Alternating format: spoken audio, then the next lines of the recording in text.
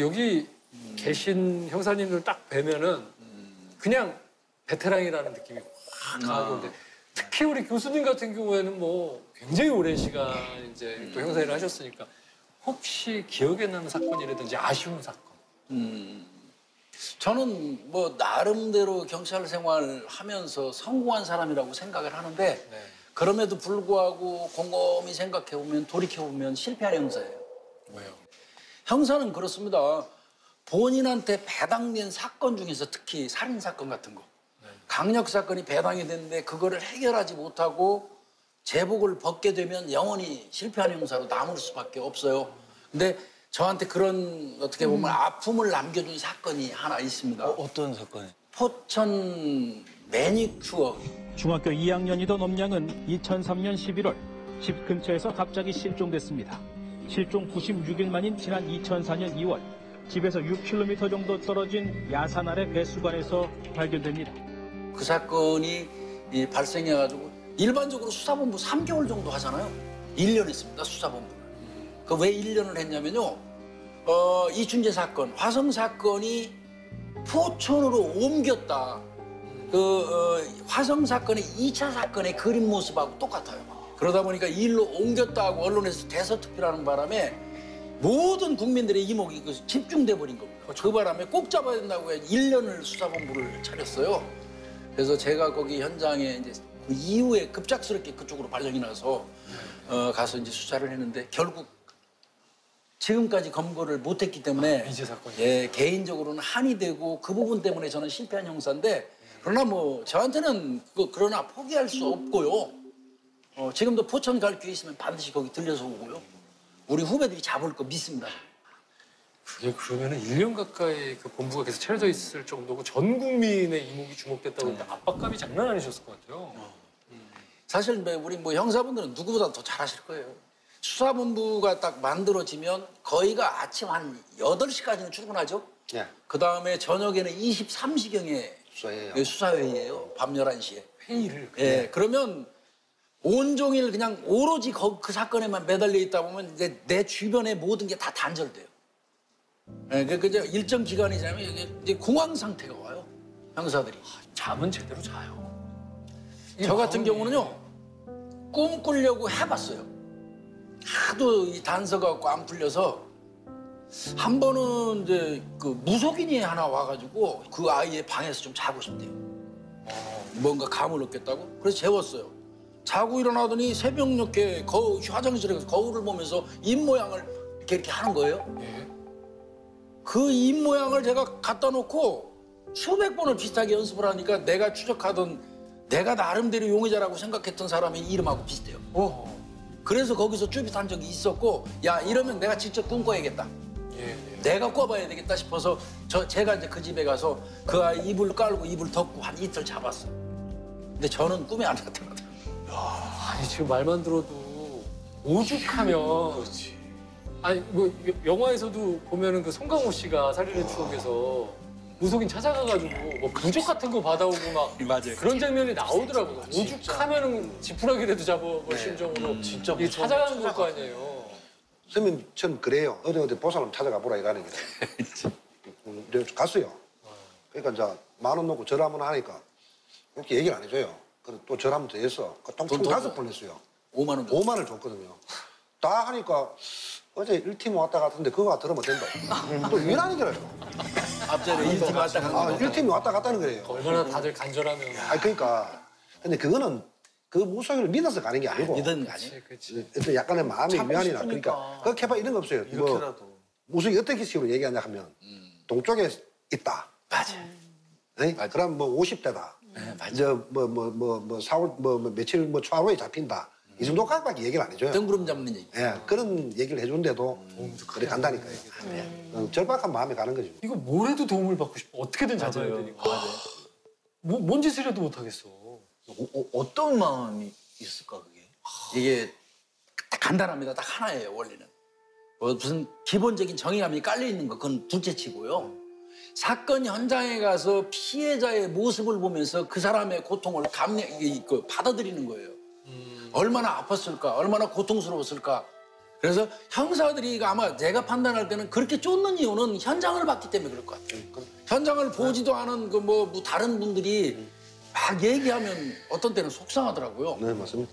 지금도 계속 이제 좀 아쉬움을 계속 표현을 은퇴를 하셨음에도 불구하고 선배님도 지금 이제 그 사건을 이제 퇴직을 하셨지만 아직까지도 포기를 안 하는 거죠. 아 그러시네요. 저희가 뭐 보면은 수사를 할 때 수사의 끝이 어딨냐 이거죠. 없어요. 이 미제 등록을 하든지 사건이 종결되더라도 결국엔 그 담당 형사가 포기 안 하면 수사는 끝난 게 아니거든요. 맞아요.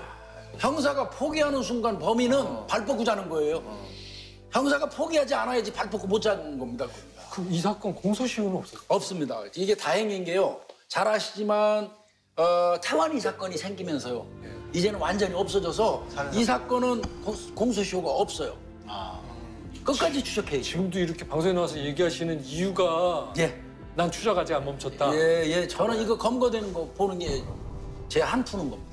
영광 기자를 이거 봐야겠다. 속 잡아야 됩니다. 그러면 지금 공소시효가 없어진 게 지금 다 없어진 건 아닐 거 아니에요? 전범죄 대상으로 다 없어졌어요? 그러니까 이게 이제 미성년자를 대상으로 한 성범죄는 공소시효 없어요, 지금. 그다음에 이제 과학적 증거가 있으면 10년 연장해주는 그런 시스템도 구축이 됐는데 저는 그것도 아예 없어야 된다고요. 공소시효라는 제도가 이제 여러 가지 공소시효 제도를 유지하는 여러 가지 이유가 있죠. 뭐 시간이 지나면은 뭐 증거가 소실되고 범인이 뭐 이렇게 도피 생활을 오래 하면은 처벌받은 거로 보는 거죠. 그 도피 생활 등에 고통받은 걸 또 인정해 주는 것도 있고 또 어떻게 보면은 그 공소시효 기간이 저희 수사기관이거든요. 너희 경찰 수사기관이 조금 더 신속하게 더 수사를 해라. 뭐 이런 측면도 있기 때문에 공소시효를 유지를 하는데 근데 선배님 말씀처럼 이런 악인들은 끝까지라도 쫓아가서 잡아야 되지 않을까. 그게 공소시효가 제한이 되면 안 되겠다. 이런 생각인 거죠. 어떻게 보면 강력계 형사님들하고 좀 일들을 좀 많이 하시겠죠. 강력 형사는 한 팀이에요. 같이 나가죠. 그러니까 우리가 과학수사 기법으로 범인을 빨리 특정하면 이 강력계 형사들이 엄청 고생을 편하지. 안 하는 거예요. 엄청 편해지지. 그러면 수사 인력 절약되지, 예산 절약되지, 시간도 엄청난 절약되지. 맞아요. 시너지 효과가 있는 거예요. 우리 아까 되고. 저희 수사관님이 아, 예. 처음에 소개하셨을 때 유영철 이제 제일 기억에 남는 것은 유영철. 유영철이? 유영철이가 신원 확인을 못하도록, 피해자 신원 확인을 못하도록 지문을 훼손시켜 버렸어요. 야, 이거는 유전자로 해야 된다. 이렇게 되는 거예요. 근데 이 유전자로 채취를 하면 2주가 걸린다는 거예요. 엄청 오래 유전자로 신원 확인을 하게 되면. 어떻게 2주 동안 피해자 신원 확인을 못 해요. 말이 안 되잖아요. 그래서 국가서에 이제 전화를 했어요. 우리가 부검하는 언제냐, 우리가 지문 채취하러 가겠다 그러니까 오지 마라. 지문이 이미 썩어버렸고 지문이 없다. 와서 괜히 헛고생하지 마라. 왜 사서 고생하려고 하느냐. 이렇게 했고. 하지만 또 사명감 같은 거, 아 이건 내가 할 수 있겠다.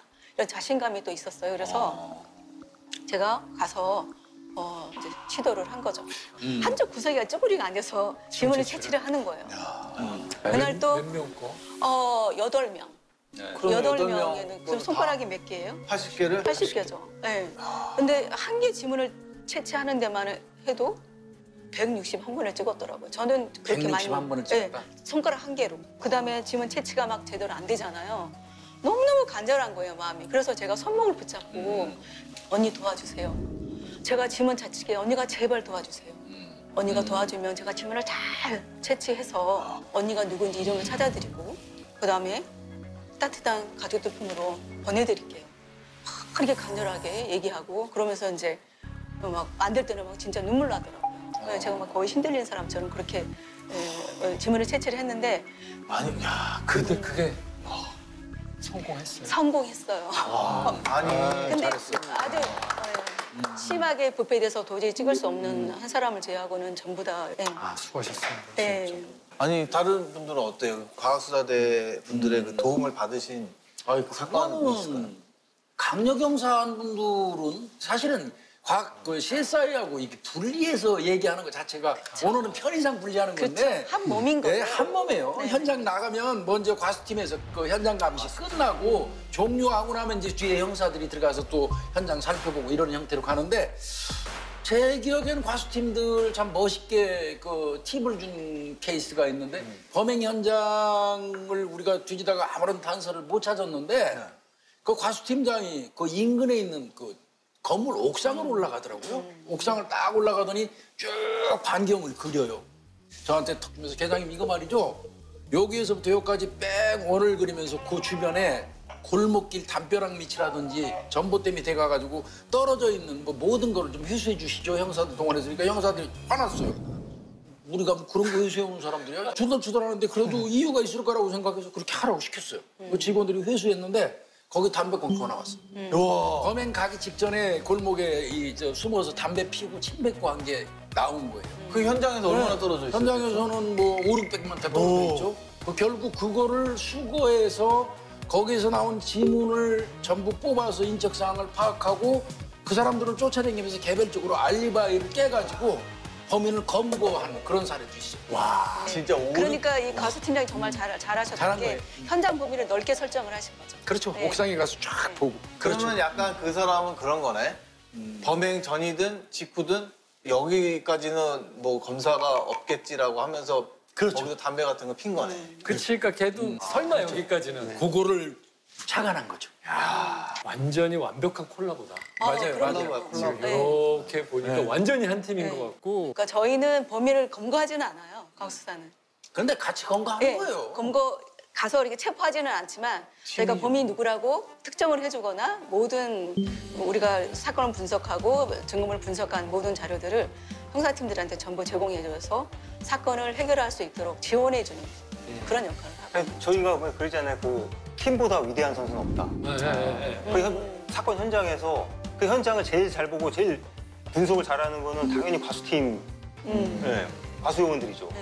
제일 잘 주는 건 저희 강력팀인 거고.